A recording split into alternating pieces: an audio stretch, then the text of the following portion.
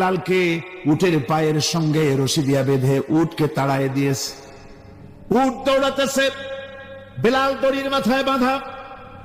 বেলালের শরীরটা পাথরের সঙ্গে আঘাত লেগে লেগে পিঠের চামড়া ছেড়ে যায়, মাথার চামড়া ছেড়ে যায়। উট আর দৌড়াতে পারে না।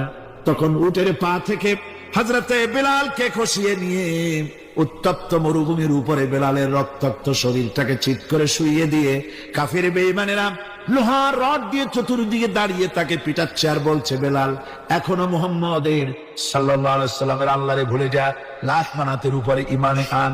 এমন কঠিন সময়ের ভিতরে হযরতে বেলাল একটা আঙ্গুল উঁচু করে বলছেন, আহাদ আহাদ আহাদ, লা ইলাহা ইল্লাল্লাহ, লা ইলাহা ইল্লাল্লাহ, লা ইলাহা ইল্লাল্লাহ।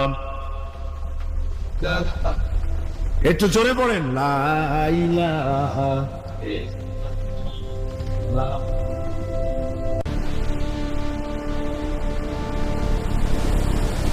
লা ইলাহা ইল্লাল্লাহু মুহাম্মাদুর রাসূলুল্লাহ।